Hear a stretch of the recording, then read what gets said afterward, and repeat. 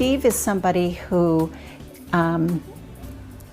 is very well liked by community members. He participates in local events, the VFW pancake breakfasts, he goes to the coffee shops, pizza joints. Those are things that are very important to Steve, and to not be dependent on staff for when they're ready to go means a tremendous amount to him. I like the location because I know the area pretty good.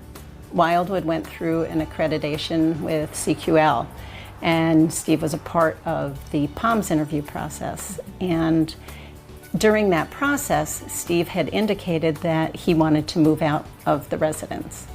And it was not something that was on the radar for the staff at all. It never came up in the multiple planning meetings that we had for him over the years. Steve lived at the McLean Street residence. I was a counselor for Steve.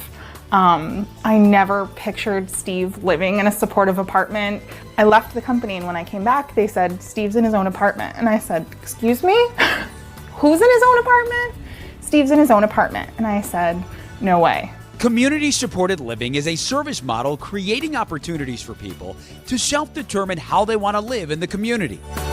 Home and community activities optimize independence and inclusion while ensuring the rights of privacy and dignity.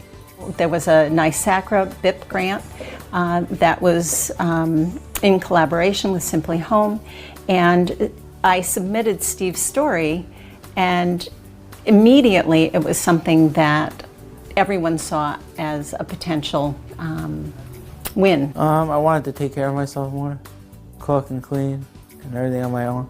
Much of what was happening with Steve was incidental difficulty or inconveniences, like him losing his keys. That's an inconvenience. It's not safety. The stove, that's a real safety concern. So we wanted to ensure that when Steve was cooking, that we reduce the amount of risk to him. When you turn the stove on, it says to take all the unnecessary stuff off, make sure it's not a fire. If we're not given the opportunity to fail, then we're never given the opportunity to grow. Getting the supports when he needs them, as opposed to having supports around all the time, it's a much better living environment for him. What was missing from Steve's planning process was really what Steve wanted and what his dreams and desires were, making it truly person-centered. And that's where the technology really became important, because the technology allowed Steve to be able to work within the limitations that he has, but he was in control of it.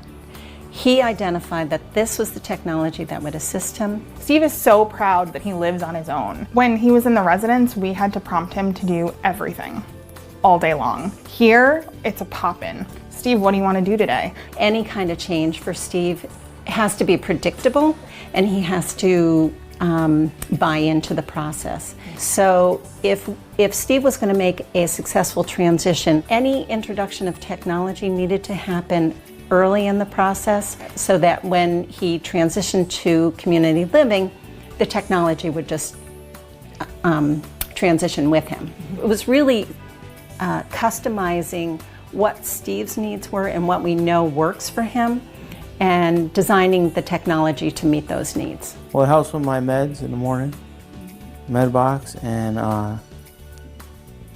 the butler helps me too. It tells me to check the iPad. Steve initiated, I have an iPad, let me use a checklist so that I can get through my tasks at the end of the day. So now what we then did is we introduced a new prompt into the Butler system to check your iPad.